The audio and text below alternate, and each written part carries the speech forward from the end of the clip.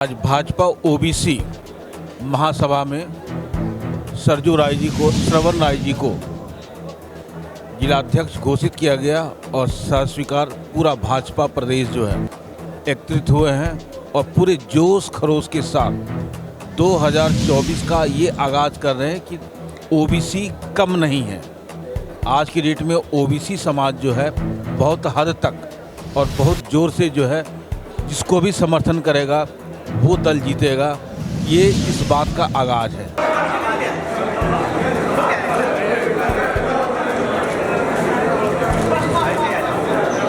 Bharatiya Janata party जिंदाबाद। बहुत धन्यवाद आप सबों का।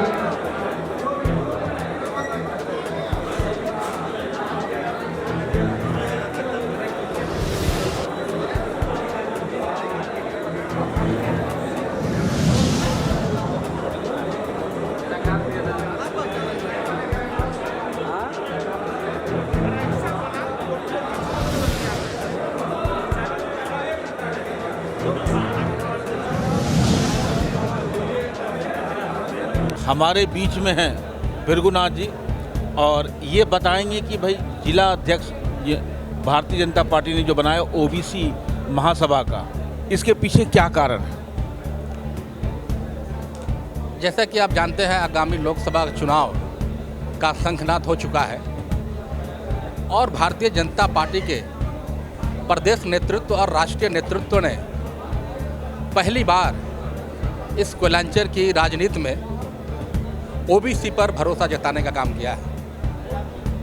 आप पूर्व के जिला अध्यक्षों का इतिहास देखे होंगे, सभी अग्रणी जाति से आते थे।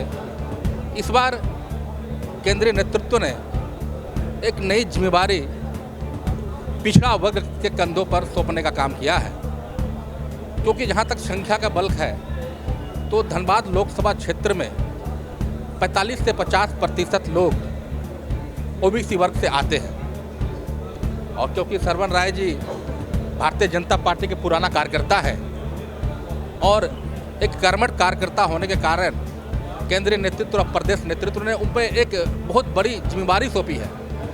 ये जिम्मेवारी इतना आसान नहीं है, कांटों भरा ताज है, क्योंकि पूरे संगठन को संभालना और आगामी लोकसभा का चुनाव को संभालना, फिर उसके बाद विधानसभा का चुनाव को देखना एक बहुत बड़ी जिम्मेवारी है। तो ओबीसी के लोग एक शक्ति के रूप में उन्हें प्रदान करना चाहते हैं कि आप आगे चलिए, सारा समाज आपको सपोर्ट करने के लिए तैयार है, क्योंकि ये राष्ट्रीय पार्टी है, कोई क्षेत्रीय पार्टी नहीं है। तो राष्ट्रीय पार्टी में बहुत सी चुनौतियों को आपका सामना करना पड़ेगा। उस समय आपको अपने सौजातीय संगठन की आवश्यकता पड़ेगी, धन की आवश्यकता पड़ेगी, बल की आवश्यकता पड़ेगी, जन समर्थन की आवश्यकता पड़ेगी। वहाँ समाज के लोग आपके साथ खड़े मिलेंगे आपको सपोर्ट करने के लिए और भारतीय जनता पार्टी के झंडा को बुलंद करने के लिए। जिस तरह से सबसे बड़े ओबीसी हमारे देश के प्रधानमंत्री लोकसभा में कहें कि सबसे बड़ा मैं ओबीसी हूँ, तो जो उन्होंने टारगेट दिया है 400 पार का टारगेट को फुलफिल करने के लिए एक रणनीति के तहत भारतीय जनता पार्टी के कंधों पर ओबीसी का कमान सौंपा गया है, ताकि सारे वर्ग के लोग ओबीसी एसटी एससी सारे लोग को समेट कर मोदी जी के सपनों को साकार करना है और भारत माता को परम वैभव के शिखर तक पहुंचाने के लिए भारतीय जनता पार्टी का परचम लहराना बहुत ही जरूरी है। बिरगुनाथ ये हमारे समक्ष आए हैं, हमारे मीडिया पर्सन ये जानना चाह रहे हैं कि ओबीसी समाज को जो इतना बड़ा भार सौंपा है भाजपा ने और श्रवण राय जी को अध्यक्ष बनाए, तो इसके बारे में दो शब्द कहिए।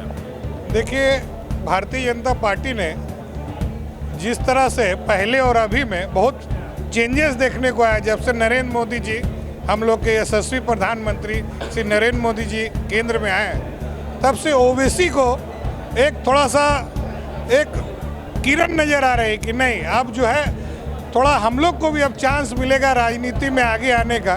देखिए, मैं कोई पार्टी विशेष से नहीं हूँ, मैं साहू समाज का जिला अध्यक्ष हूँ और उस नाते से मुझे निमंत्रण मिला और मैं बहुत खुश हूँ और बीजेपी से ये मांग भी करता हूँ कि जितना ज़्यादा से ज़्यादा हो, चूँकि ओबीसी बहुत बड़ा समाज है, संख्या बल में हम लोग 50% से ऊपर है, उस हिसाब से हम लोग को प्रतिनिधित्व तो मिलना चाहिए। इसके लिए हम लोग एक मांग कर रहे हैं और आज हम लोग के बीच में जिस तरह से बीजेपी को बहुत दिनों के बाद ओबीसी समाज से अध्यक्ष मिले हैं, इसके लिए हम लोग बहुत ही खुशी है और हम लोग इसी के लिए आज यहाँ पर हम लोग आए हैं। धन्यवाद। हमारे बीच में हैं सुरेंद्र जी। अब ये बताएंगे कि भाई आपको कितनी खुशी महसूस हो रही है? मुझे तो बहुत ज़्यादा खुशी महसूस हो रही है, क्योंकि आज तक ये भाजपा में ओबीसी समाज से कोई भी जिला अध्यक्ष का दायित्व तो नहीं मिला था, एक अशोक मंडल को छोड़ के। अशोक मंडल दूसरे दल से आए थे, लेकिन आज भाजपा ने ऐसे कार्यकर्ताओं को जिम्मेदारी दिया है जो शुरू से बीजेपी में था और है और रहेगा, और ओबीसी समाज इनके साथ खड़ा है, खड़ा था और खड़ा रहेगा। आइए जानकारी लेते हैं। क्या नाम हुआ बंधु आपका? मेरा नाम कुमार अंकित। आइए, अभी जो आपने श्रवण राय जी को जो सहर्ष जिलाध्यक्ष बनाया, इसके पीछे कारण क्या है? हम लोगों ने जो है स्वागत समारोह रखा है, क्योंकि इतनी बड़ी पद, इतनी बड़ी सम्मान हमारे समाज को मिला है, तो हम उनको जो है सम्मान करना जो हमारी लाजमी है। और जो है उसी का निमित्त जो है ओबीसी महासभा के तरफ से आज जो पुरजोर सम्मान कर रहे हैं, स्वागत कर रहे हैं, जो इतिहास गवाह रहेगा, और उनको मनोबल बढ़ाने का काम कर रहे हैं। तरह या उससे भी अच्छा जो है जिला में जो है भारतीय जनता पार्टी का जो है नाम रोशन करें, ताकि जो है 6 में सीट जो विधानसभा और लोकसभा का जो सीटें हैं हम जीत पाएँ, और भारतीय जनता पार्टी पर जो है आम जनता का जो है विश्वास बढ़ सके। आपके ऊपर बहुत बड़ी जिम्मेदारी सौंपी गई है, ओबीसी समाज, वो भी भाजपा सरकार ने सौंपी है, तो आप इसे कैसे निभाना पसंद करेंगे? निश्चित रूप से हम लोग पहले तो समाज के प्रति आभार व्यक्त करते हैं, और भारतीय जनता पार्टी का निरंतर हम कार्य करते आ रहे हैं, और सारे कार्यकर्ता मिल करके फिर एक बार पुनः लोकसभा में हम लोग 400+ सीट देंगे, जिसमें धनबाद भी एक कमल फूल हम लोग देंगे, और फिर हम लोग 5 लाख+ वोटों से जिता करके जो माननीय प्रत्याशी जो आएंगे उनको हम लोग लोकसभा में भेजने का कार्य करेंगे। तो आपने देखा कि यानी कि धनबाद की जनता और ओबीसी समाज पूरी तरीके से समर्पित है बीजेपी को जिताने के लिए।